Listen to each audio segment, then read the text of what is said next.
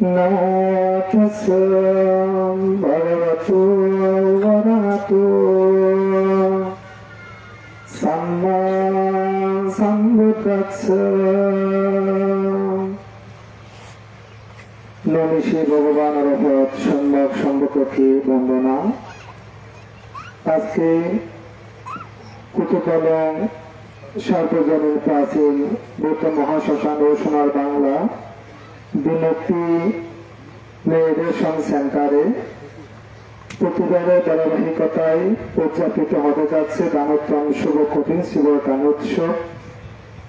মহতি পূর্ণ অনুষ্ঠানে সভাপতি হিসেবে আসন গ্রহণ করেছেন পরম শ্রদ্ধেয় দেবেন্দ্র বংশ মহাত্র বান্তি মহোদয়, প্রমুখ দেবনার বন্দিত উত্তর পুণ্যক্ষেত্র মহান সংঘ।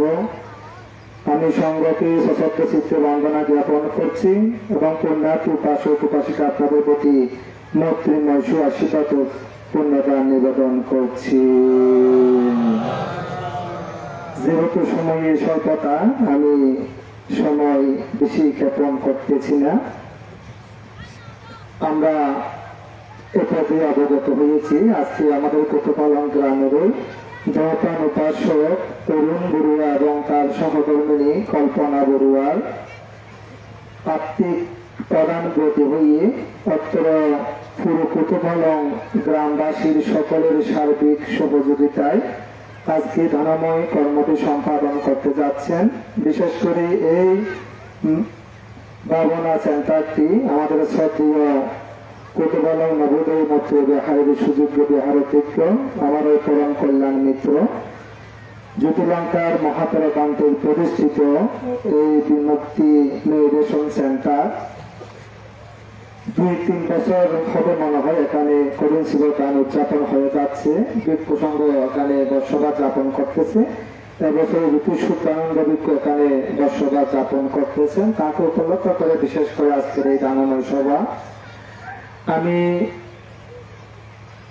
শুরুতে আমাদের বুদ্ধের শাসন পরে রাজা মিলিন্দ এক সময় তিনি এক খুব তার্কিক যুক্তিবাদী বিরক্ত পণ্ডিত রাজা ছিলেন।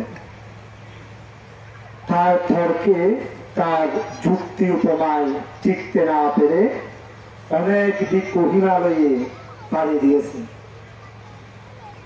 তার সঙ্গে বুদ্ধের ধর্মের তার মনের যে জিজ্ঞাসিত বিষয় জানার আগ্রহ, তার যে বিভিন্নভাবে সন্দেহ, এইগুলো অপনোদন করার জন্য স্বয়ং দেবলোক থেকে নাগসেন বান্তি উৎপন্ন হয়েছেন। এখন বিভিন্ন প্রশ্নের শুরুতে যখন তাদের প্রথম সাক্ষাৎ হলো, তখন রাজা মিলিন্দ ভান্তে নাগসেনকে বললেন, ভান্তে আপনার নাম কি? এখন ভান্তে বললেন, আমার নাম ভান্তে নাগসেন। এখন রাজা বলল, আপনার চুল কি নাগসেন? আপনার খান কি নাগসেন? আপনার নাক কি নাগসেন? আপনার মুখমণ্ডল কি নাগসেন? আপনার পা কি নাগসেন? আপনি নাগসেন কোথায়? এখন আমরা কোথায়? আমি যে কুশল বানতে, সত্যিয় পদ্মা বানতে বলুন, লঙ্কার বানতে বলুন, আমরা আমাকে খুঁজি এখানে কোথাও আছে কিনা। এখন বানতে তাকে বলল, পৃথিবীতে দুটো সত্য বিদ্যমান, একটা হচ্ছে সম্মতি সত্য বা ব্যবহারিক সত্য, আরেকটা হচ্ছে পরমাত্মিক সত্য। এই যে ভান্তে নাগসেন আমার পরিচয়, এটা মেডিটেশন সেন্টার, এটা শ্মশান, এটা লঙ্কার ভান্তে, এটা পদ্মা ভান্তে, এগুলো হচ্ছে ব্যবহারিক সত্য মাত্র। ভান্তে আমাকে একটু উপমা প্রদান করে আপনি আমাকে একটু বুঝিয়ে বলুন। এখন ভান্তে বলল, আপনি যে রাজপ্রাসাদ থেকে এখানে এসেছেন, কি নিয়ে এসেছেন? ভান্তে, আমি রথে করে এসেছি। আপনার চাকা কি রথ? আপনার ঘোড়া কি রথ? আপনার রশি কি রথ? রথ কোথায়? তো রক্ত কোথাও নাই, সেই রোগ আমার নাম ব্যবহারিক ভাবে বানতে না বসে। তো এখন এই পরমাত্ম সত্যটা কি, আগে আমাকে ব্যবহারিক সত্যটা জানতে হবে। আমরা সবাই ব্যবহারিক সত্যের মধ্যে আমরা সবাই পরিচিত। আমার পুত্র, আমার কন্যা, আমার জায়গা, আমার বাড়ি, আমার দোকান, আমার আমার আমরা এভাবে ব্যবহারিক সত্যটা প্রকাশ করি। কিন্তু পরমাত্ম সত্যটা কি? জগতের মধ্যে বুদ্ধ বলেছেন যে ৮ প্রকার দুঃখের কথা বলেছেন, সেখানে সর্বশেষ দুঃখ হচ্ছে পঞ্চস্কন্ধ দুঃখ, অর্থাৎ যেটা আমি বিদ্যমান।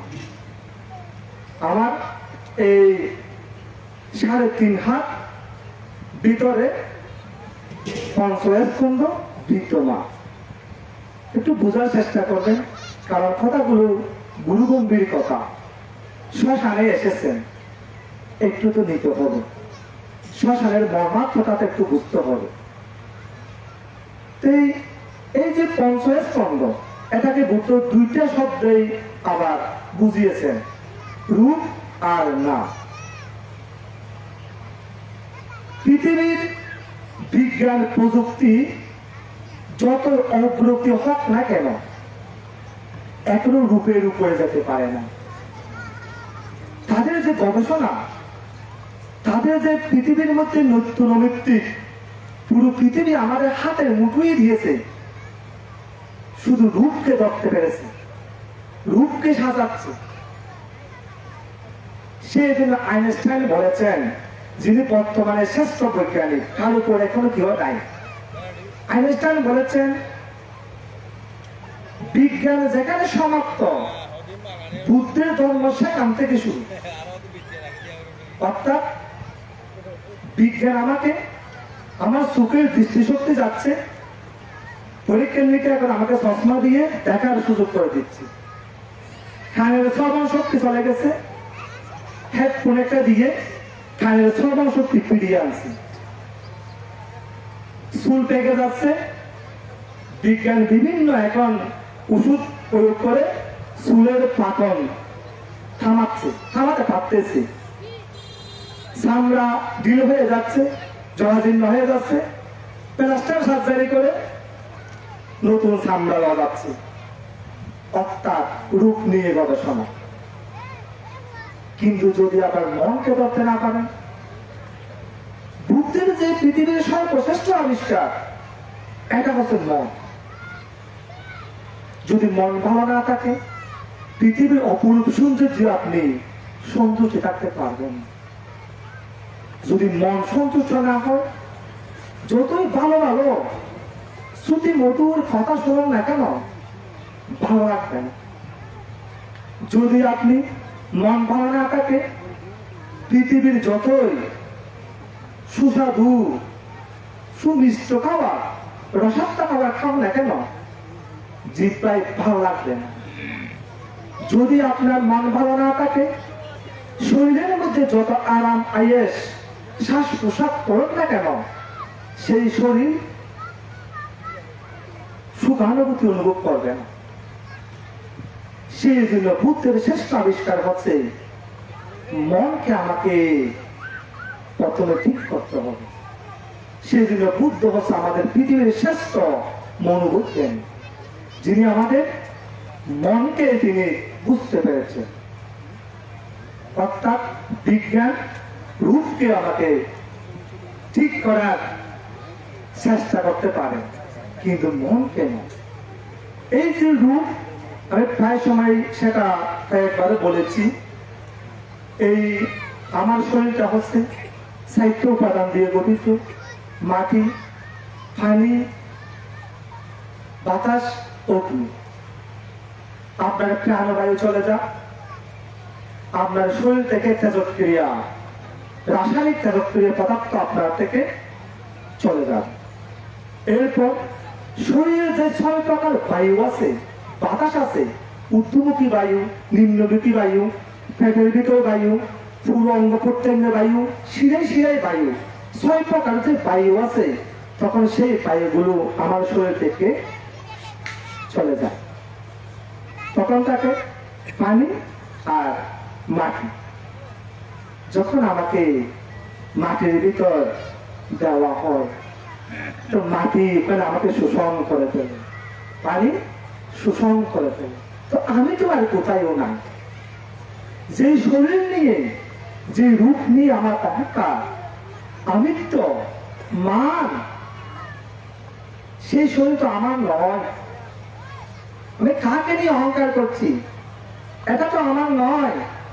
এই শ্মশানে এসে আমাকে সেটা উপলব্ধি করতে হবে। বুদ্ধ শ্মশানের মর্মার্থ সে কারণে বলেছেন, হে ভিক্ষু সংঘ, তুমি ওই শ্মশানে গিয়ে ওই অনিত্য চিন্তাই করো। তোমার শরীর মৃত হওয়ার পরে 10টি বর্ণ ধারণ করবে। এই শরীর পচে যাবে, ফেটে যাবে, রক্ত বের হবে, ক্ষত বিক্ষত হয়ে যাবে, দুর্গন্ধ বের হবে, সেগাল বিভিন্ন কোষে বক্ষণ করবে, কঙ্কাল হয়ে যাবে। অর্থাৎ আমার এত অহংকার, আমৃত্য, এগুলোতে কিছুই নাই। মৃত্যু তো আর সিরিয়াল নাই। যে কোনো মুহূর্তে আমাকে আমার মৃত্যু আমাকে গ্রাস করতে পারে। সেই জন্য আমাদের অহংকার, আমৃত্য কার জন্য করতেছি, একটু এখানে এসে সেটা উপলব্ধি করব। দ্বিতীয়ত হচ্ছে আমার নাম, অর্থাৎ আমার যে একটা মন, এই মনটাকে বুদ্ধ কিভাবে বিশ্লেষণ করেছেন? নাম হচ্ছে 4 প্রকার: বেদনা, সংজ্ঞা, সংস্কার, বিজ্ঞান। বেদনা হচ্ছে ফিলিং, অনুভূতি। আমার শরীরে অনুভূতি আছে না? সুখ অনুভূতি আছে, রূপ পড়তেছে তো কেমন লাগতেছে? দুঃখ লাগতেছে না? তাকে লাগতেছে না? দুঃখ অনুভূতি হচ্ছে, নয় সুখ নয় দুঃখ, উপেক্ষা বেদনা। 3 প্রকার বেদনা আমাদের বুদ্ধ আমাদেরকে বলেছেন। এগুলো আমাদের অনুভূতি হয়, মানসিক বিষয় এগুলা। আপনার যখন ভালো লাগে, সুখে যখন দেখেন, নৈতিক সুন্দর সুন্দর জিনিস দেখেন, তখন বড়ই মনের সুখ অনুভূতি হয়। যখন আমি যাকে দেখতে চাই না, আমার প্রিয় মানুষ, তাকে যখন দেখি, দুঃখ অনুভূতি হয়। আবার মনটাকে একটা সমতায়, নয় সুখ নয় দুঃখ, আমি কি করতেছি, আমি কি উপলব্ধি করতেছি আমি জানি না, এটা হচ্ছে মোহ। এই প্রেরণা সংজ্ঞাটা কি? ধারণা। এটা মোবাইল, এটা ফুল, এটা অমুক বস্তু, এটা অমুক বস্তু, ধারণা করা। আমরা এখন সে ধারণা করতেছি, দেখতেছি। আমরা এই পঞ্চকামগুণে রূপ, বেদনা, রূপ, বর্ণ, গন্ধ, রস, স্পর্শ, এইগুলোর মধ্যে মোহিত হয়ে আমরা ধারণাটাকে আমরা পঞ্চকামগুণের মধ্যে আমরা লিপ্ত হয়ে যাচ্ছি, উঠের প্রতি রমিত হয়ে যাচ্ছি, মোহিত হয়ে যাচ্ছি। ধারণাটা আমার সঠিক কথা হয়। এরপর হচ্ছে আপনার সংস্কার। এটা হচ্ছে বুদ্ধ বলেছেন, চেতনাহং ভিক্ষাবে খাম্মাং ওয়াদামি। চৈতসিক আমার চেতনা, এই সংস্কার মানুষদের মধ্যে 2টা সংস্কার, একটা সংস্কারিক, একটা অসংস্কারিক। সংস্কারিক হচ্ছে আমরা অপরকে দেখে সেই কর্ম করতে চাই। দান সবাই করে আসতেছে, তার দেখা দেখে আমরাও করতেছি। পাপ কাজ, অনেকে পাপ কাজ করে, সে পাপ কাজ দেখে দেখে পাপ কাজ করতে শিখি। বাড়ির মধ্যে মা বাপ সিগারেট খাই, মদ খাই, গাঁজা খাই, সন্তান প্রজন্ম সেইগুলো শিখতে থাকে। যখন পরিবারের মধ্যে মা বাপ শীলবান হয়, শীলময় জীবন যাপন করে, দানশীল ভাবনায় রমিত হয়, তখন সন্তানরা তাদেরকে দেখে দেখে সেইগুলো করার জন্য সংস্কার উৎপন্ন। এটা হচ্ছে সংস্কারিক। অসংস্কারিকটা হচ্ছে সবচেয়ে মারাত্মক। এটা আমার জন্মান্তরে আমার ভিতর পুঞ্জীবিত আছে। কোন মানুষ চাই না কাউকে হত্যা করো, কোন মানুষ চাই না কাউকে কথাগুলো। কোন মানুষ জন্ম থেকে সুর হয় না, সান্দাল হয় না, ফাঁকি হয় না, কিন্তু জন্মান্তরে আমরা এমন সংস্কার করে ফেলতেছি যে সংস্কার আমার মধ্যে ওটু চলে আসতেছে, হিংস্রভাব চলে আসতেছে। এখন আমরা আমাদেরকে চিন্তা করি, আপনি আপনাকে খাদ্য আদায় করান, আপনি জীবনে বেশিরভাগ সময় কোথায় কাটাচ্ছেন, আর নিজেকে ভালো অবস্থানে কয়টা মুহূর্ত আপনি বিয়ে করছেন। আপনি যে জীবনে বেশিরভাগ সময় বিভিন্ন অকাজ প্রকাশ করে নিজেকে অতিবাহিত করতেছেন, আপনার সংস্কার প্রবাহ সৃষ্টি হয়ে যাচ্ছে। মৃত্যু আগ পর্যন্ত সেই নিমিত্ত আপনার আসবে। আপনি ভালো সংস্কার উৎপন্ন করেন, নিজেকে ভালো চিন্তায় চেতনায় কায়িক বাসনিকে নিজেকে সেভাবে সৃষ্টি করেন, দেখবেন আপনার মরণ নিয়ে আপনি নিশ্চিত। সেদিন রাজমরিকি মরিকাল মরণের কি আছে কাল, তৈরি থাকো সর্বকাল খরস্বতী মরণ। কারাই তৈরি থাকতে পারে? যারা এই সংস্কারকে ভালোভাবে গঠন করে তারাই মৃত্যুর জন্য তৈরি। আমরা তৈরি আছি, কালো গ্রাস আসুক, চন্দ্রার আসুক, আমি উদ্যোগামী হব। সেজন্য এখানে এসে আমাদেরকে সেইগুলো উপলব্ধি করতে হবে। সর্বশেষ হচ্ছে চিত্ত, চিত্তের কাজটা হচ্ছে জানা বুঝা। কে জানে? মনে জানে কোনটা ভালো কোনটা খারাপ। ভালোটাই গ্রহণ করবেন, এই খারাপটাই গ্রহণ করবেন। ভালোটা করবেন, নিজেকে ভালো অবস্থা নিতে পারবেন। খারাপটা অভ্যাস করবেন, দুঃখ ভোগ করতে হবে। অন্য কেউ সৃষ্টিকর্তা, ত্রাণকর্তা, বিধাতা আপনাকে আপনার কর্মের খবরদারি করতে পারবেন। আপনি স্বয়ং সেইগুলোর সৃষ্টিকর্তা। আমি কথার কলবরায় বৃদ্ধি করবো না, সংক্ষেপে যতটুকু সম্ভব বুদ্ধের পঞ্চস্তম্ভ নিয়ে আপনাদেরকে বোঝানোর চেষ্টা করেছি। পরম পূজনীয় মহান সংঘকে আবারও বন্দনা জ্ঞাপন করে আপনাদের প্রতি মৈত্রী সুআশীর্বাদ জ্ঞাপন করে আমার সংক্ষিপ্ত ধর্ম আলোচনা এখানে ঘোষণা করলাম। জগতে সকল প্রাণী সুখী হয়।